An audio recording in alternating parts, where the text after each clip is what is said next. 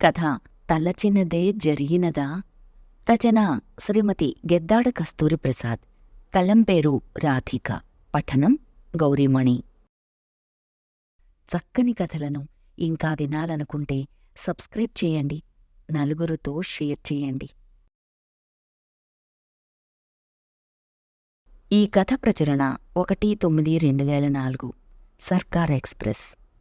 అనుకోని హఠాత్ సంఘటన జరిగిపోయింది శాంతారాం జీవితంలో. రామ్ కమర్షియల్ ట్యాక్స్ ఆఫీసులో పనిచేస్తాడు. ఆదాయమూ ఎక్కువే, దాంతో ఆడంబరాలు వ్యయమూ ఎక్కువే.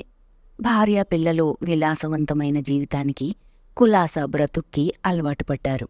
అటువంటి సమయంలో శాంతారాం కోపంతో పై ఆఫీసర్పై చేయి చేసుకుంటే అతను వెళ్ళి గోడ మీద పడడం, తలకు గాయం కావడం నిమిషాల్లో జరిగిపోయాయి. ఆ సన్నివేశం చూసి రామ్కు ఒక్క క్షణం కళ్ళు బయర్లు కమ్మాయి. వెంటనే తేరుకుని ఈ విషయం ఎక్కడా బయట పెట్టవద్దని ప్యూన్లను హెచ్చరించి గౌతమ్ని హాస్పిటల్లో చేర్పించాడు.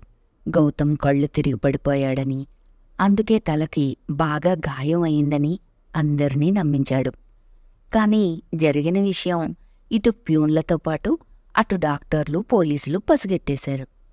శాంతారాం చూపించిన డబ్బు ఆశకు లోబడి కొందరు డాక్టర్లు, పోలీసులు శాంతారాం చెప్పింది నిజంగా జరిగిందని అందర్నీ నమ్మించారు. గౌతమ్ భార్య పిల్లలు ఆ విషయం నమ్మలేదు.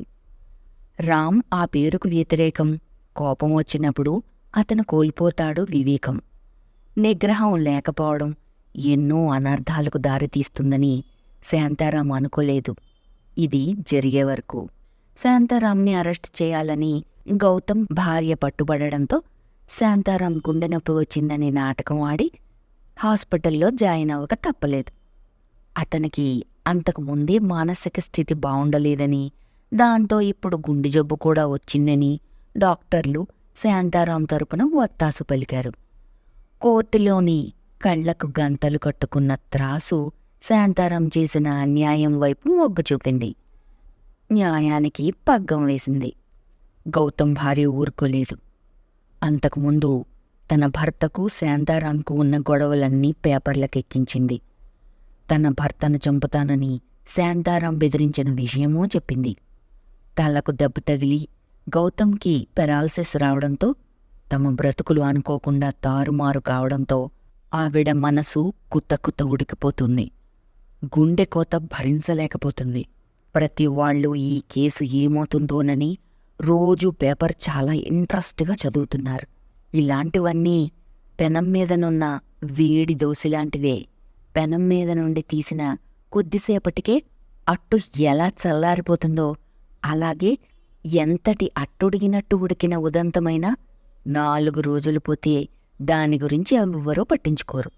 ఈలోపుగా మరో వేడి వార్త ఏదైనా దొరికితే జనాలు అక్కడ చలి కాచుకుందుకు వెళ్ళిపోతారు. ఈనాటి సంచలన సంఘటన వేడి మరో నాటికి చలనరహితమవుతుంది.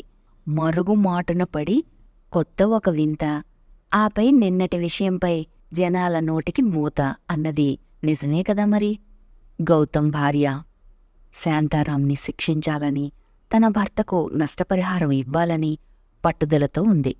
గౌతమ్ డబ్బు విచ్చలవిడిగా ఖర్చు పెడుతూ ఇంకా హాస్పిటల్లోనే ఉన్నాడు. ఇటు కోర్టు వారు, అటు హాస్పిటల్ వారు కూడా అతనికి బాగానే సహకరిస్తున్నారు. దానికి ఓ కారణం ఉంది. శాంతారాం బావమరిది ఓ మినిస్టర్, అదే అతనికి పెన్నిధి. మొత్తానికి ఎలా అయితే గౌతమ్ భార్యతో లావాదేవీలు జరిగాయి. ఆవిడ చాలా డబ్బు డిమాండ్ చేసింది. ఆస్తులన్నీ అమ్మేసి కొంత డబ్బు ఇచ్చినా ఆవిడ శాంతించలేదు. శాంతారాంకు శిక్ష పడకుండా ఉండాలంటే మానసిక పరిస్థితి బాగులేనందున కరెంటు ట్రీట్మెంట్ ఇచ్చారు. ఇవ్వలేదు గాని ఇచ్చారని చెప్పారు డబ్బుకు లొంగిన డాక్టర్లు. పోలీసులు కూడా తమకు ముడుపులు ముట్టడంతో తందాన తానా అన్నారు. గౌతమ్ భార్యకు మరికొంత డబ్బు ముట్ట చెప్పక తప్పలేదు శాంతారాంకు. ఆస్తులు కరిగిపోయినా పర్వాలేదు, అమ్మయ్య కేసు నుండి బయటపడ్డాను, ఇంకా బోలెడు సర్వీస్ ఉంది, ఇంతకు ఎంత సంపాదించుకోవచ్చు అనుకున్నాడు శాంతారాం. గౌతమ్ భార్య కూడా కేసు విత్డ్రా చేసుకుంది. డ్రామాకు తెరపడింది. సెలవు తరువాత హుషారుగా ఆఫీస్కు వచ్చిన శాంతారాం ఆఫీస్ నుండి వచ్చిన ఉత్తరం చూసి కూలబడిపోయాడు. మీ మెంటల్ కండిషన్ బాగులేదని డాక్టర్ సర్టిఫికేట్ ఇవ్వడం వల్ల మిమ్మల్ని ఉద్యోగంలో నుండి తొలగిస్తున్నాం. ఆఫీసులో లెక్కలు అవకతవకలుగా జరిగితే ఆఫీసు అతలాకుతలం అయిపోతుంది కాబట్టి మేము ఈ నిర్ణయం తీసుకున్నాం. ఈ కథ ప్రచురణ 1/9/2004. సర్కార్ ఎక్స్ప్రెస్.